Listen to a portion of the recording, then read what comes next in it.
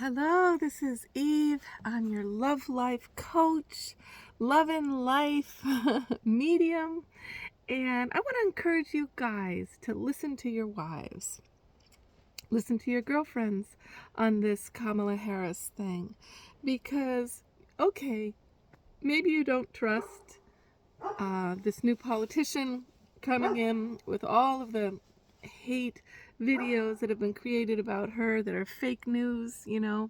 Maybe you don't trust them, but at least you could trust your wife. At least you could trust your girlfriend. You can trust your sister and the women around you who are having this sense that their lives are in peril, their agenda has been ignored for too long, that the macho man has gone too far, and he's lethal and dangerous. So trust me. Trust the women who have this new clarity.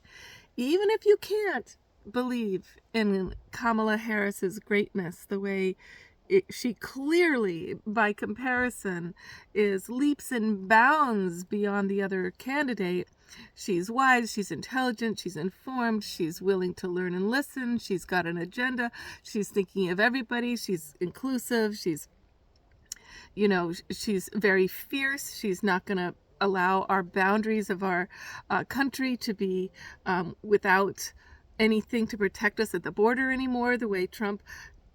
You have to realize that when this whole border problem, Trump actually pressured all these different politicians who were voting for a really comprehensive way to address that problem. And he said, I will sabotage your careers. I will. And he pressured them into not voting for that bill when it was time to fix the problem. So all these different little things where you're like, oh, I liked the economy when he was in there. Well, look, he inherited 8 years of Obama's work on this country. It takes a while for things to settle in. That wasn't what he didn't help at all. When he got in, we got $3 trillion into debt. 2 million jobs went away. He gave tax cuts to the rich and made everybody else's lives harder and more dangerous under COVID times.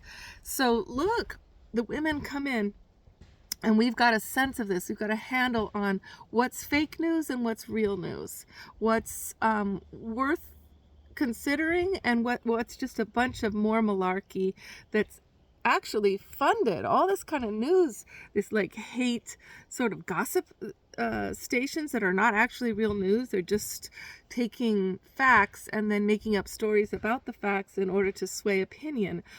Us women, we can tell we're reading between the lines. Once again, the woman is being maligned, just like they did to Hillary Clinton when she was a far better candidate than Baby Dump ever could be. So please, if you can't trust in this obvious greatness of this woman coming in and her qualifications and her amazing speeches and her incredibly well thought out plans, if you can't believe in any of it, okay, but at least believe in your woman. Believe in my voice. Believe in all of the women around you who have not been listened to for centuries. And look, it hasn't worked. Our planet is going down in a handbasket. Not a handbasket, in flames. It's going down because it's been all the male agenda. Look, male agenda's fine if he's balanced by the feminine. Buildings can be built that are eco-friendly and green and house many people and have recreation centers and are low income and still beautiful and glamorous. Like, you can have it all, but not without the feminine. And this world is about to burn up in a climate catastrophe because of the exclusion of the feminine voice, the feminine mind, and the feminine way of seeing things. You can look at all these leaders all over the country, with the exception of maybe like a few women who were just like men and had no difference. They weren't actually of feminine essence, because there's a lot of men out there that actually have a feminine essence and women who have a masculine essence. But in general, most men are men and most women are women. So in general, in these countries where women are leading things, guys, you're well taken care of. you work less hours. You're more well paid. The women get to have all this different kind of agenda and time off and care for their bodies and medicine and freedom over their choices, and they feel like loving you more. They feel like cooking for you more. They feel like being intimate with guys who are, equal comrades. And no, it's not all a mosh of genderless lack of identity no, it's not.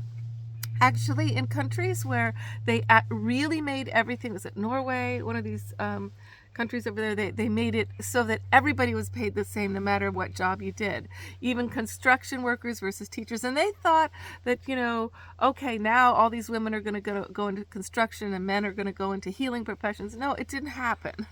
No, people still tend to be zoned into what is good for their energy.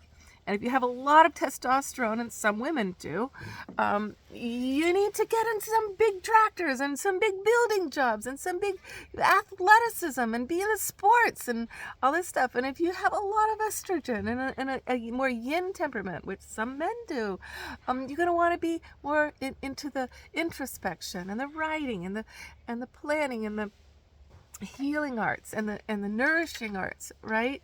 So a lot of women have that, and no, they didn't decide to all be men, and it didn't turn into this thing where there was no polarity. No, that's not what we're talking about.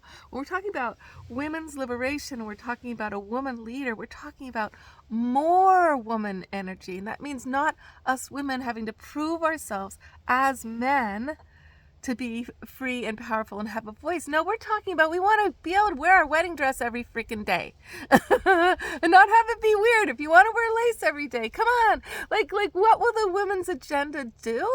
Well, she'll take care of children. She'll make these schools have the arts again. All of the arts, not just sports, not just football. Yeah, the painting, the poetry, the dance, the theater, it'll all come back. And look, that's magic. That's meaning. That's essence. That's connectedness. That's fun. That's some of what we think about. But also we think about, look, if we've got to choose between childcare and the rent, between our bodies and safety, like these aren't dilemmas that should be on the table anymore at all. Like, we fought too hard. All of us have fought too hard to come all this way. And if you're afraid of, oh no, equal rights for everybody, it's a big melting pot, well, just face it, it is a melting pot. This is a whole country of immigrants, and it's beautiful. And you're one of them. And I'm one of them.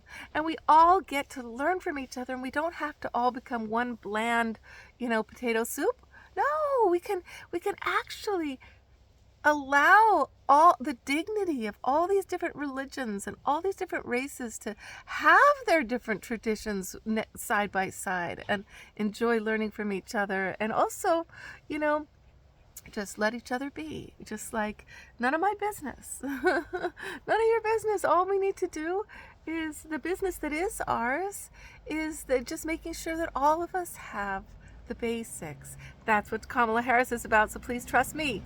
Please trust the women. Trust the children. The young people can see it plain as day. So guys, let go. Just let go. You're going to be okay. You're going to be safe. This is the time to listen to your woman, okay? Thank you.